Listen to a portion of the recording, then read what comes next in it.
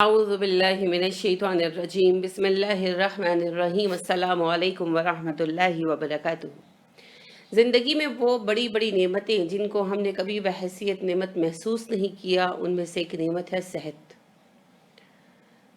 عمومیت میں عام طور پر ہم صحت مند ہی ہوتے ہیں اور زندگی کا ایک بڑا حصہ صحت کے ساتھ گزارتے ہیں، لیکن کبھی احساس نہیں ہوتا۔ احساس تب ہوتا ہے جب بیمار ہوتے ہیں، اور بیماری کے دوران احساس رہتا ہے، بیماری سے اٹھتے ہی پھر بھول جاتے ہیں، اور اس طرح ہم صحت جیسی عظیم نعمت کو ضائع کر دیتے ہیں، کیونکہ سارے کام صحت کے ساتھ ہو سکتے ہیں، خواہ وہ دین کی ہوں خواہ دنیا کی ہوں۔ دین کا کام بھی تبھی ہوگا نا جب آپ صحت مند ہوں گے، نماز بھی تبھی پڑھ سکیں گے جب صحت مند ہوں گے، قرآن کی قرات بھی صحت کے ساتھ ہوگی، درس و تدریس بھی صحت کے ساتھ ہوگی، کوئی کام صحت کے بغیر نہیں ہو سکتا۔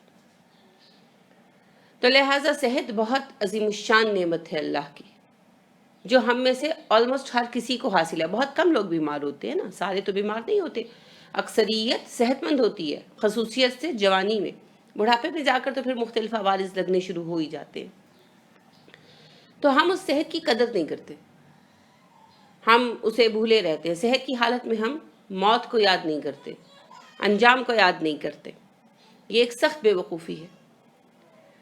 لہٰذا ابو بکر صدیق رضی اللہ عنہ کہتے ہیں کہ موت اور انسان کی مثال ایسے ہے جیسے قصاب کی اور جانور کی، کہ قصاب باڑے میں آتا ہے اور جانور کہتا ہے کہ مجھے لے جائے گا، مگر وہ دوسرے جانور کو لے جاتا ہے۔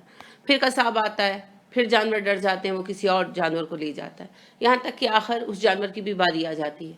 تو بیماری آتی ہے اور انسان بچ جاتا ہے، پھر بیماری آتی ہے، پھر صحت پا جاتا ہے، پھر بیماری آتی ہے، اور آخر کار کوئی بیماری مرض الموت ہوتی ہے جو انسان کو لے جاتی ہے۔ تو بیماری اصل میں ایک یاد دہانی ہے کہ تمہیں جانا ہے، اور گناہوں کے مٹنے کا ذریعہ بھی ہے، بشرطے کہ صبر کیا جائے۔ تو بیماری سے پہلے صحت کی قدر کرنی چاہیے۔ لہٰذا عبداللہ بن عمر کہتے ہیں کہ نبی اکرم صلی اللہ علیہ وسلم نے فرمایا، صحت کو بیماری سے پہلے اور زندگی کو موت سے پہلے غنیمت سمجھو۔ تو صحت کو بیماری سے پہلے غنیمت سمجھنے سے کیا مراد ہے کہ حالت صحت میں آپ جو عبادات کر سکیں، جو کام کر سکیں، دین کے دنیا کے بھی فرائض، ان کا بھی سوال ہونا ہے، تو جہاں تک ممکن ہو ان کو پورا کریں، ان کو ضائع مت کریں، کیونکہ کیا پتہ کب صحت ڈھل جائے، کب کوئی عارضہ لاحق ہو جائے۔ عبداللہ بن عباس کہتے ہیں کہ نبی اکرم صلی اللہ علیہ وسلم نے فرمایا، صحت اور فراغت دو ایسی نعمتیں ہیں جن کے معاملے میں اکثر لوگ خسارے میں مبتلا ہیں۔ تو ہم نے خسارے میں مبتلا نہیں ہونا۔ صحت کے اوقات جو ہیں، ہم کیا کرتے ہیں؟ بیماری سے اٹھتے ہی ہم کیا کرتے ہیں؟ سیر کے لیے چلے جاتے ہیں، ادھر ادھر وقت ضائع کرتے ہیں۔ وقت ضائع نہیں کرنا، سیر کرنا بذات خود بری بات نہیں ہے، لیکن وقت کا ضائع نہیں ہونا چاہیے۔ اپنے وقت کو پروڈکٹیو کاموں میں لگائیں، دین کا کام ہو خواہ دنیا کا، دنیا کے پروڈکٹیو کام بھی اچھے کام ہیں، ان پر بھی انشاءاللہ اجر ملے گا، نیت صحیح ہو تو اپنے فرائض دین اور دنیا کے حوالے سے جو فرائض ہیں ان کو نبھانے کی کوشش کریں، ان کے لیے کام کریں، اور اپنے صحت کے وقت کو اور فراغت کے وقت کو ان کاموں میں گزاریے۔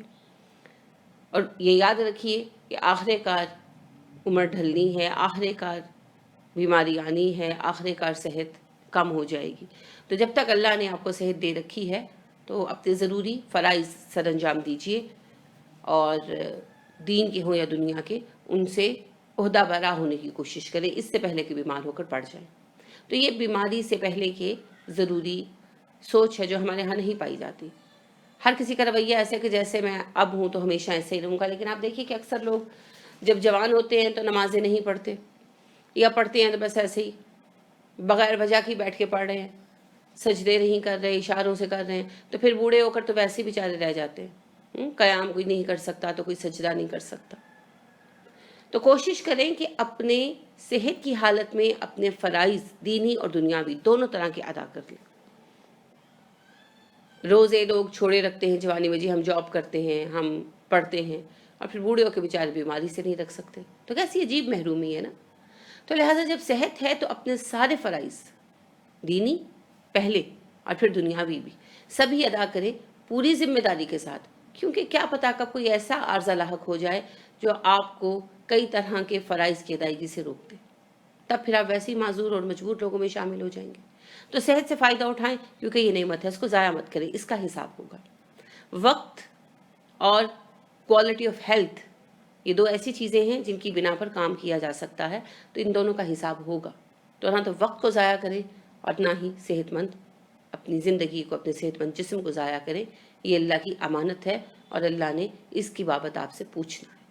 اللہ ہمیں ہمارے وقت اور ہماری قوت کو صحیح جگہوں پر صحیح معنوں میں استعمال کرنے کی توفیق عطا فرمائے. آمین. سبحانک اللہم و بحمدک ونشہد ان لا الہ الا انت ونستغفرک ونتوب الیک. السلام علیکم ورحمۃ اللہ وبرکاتہ.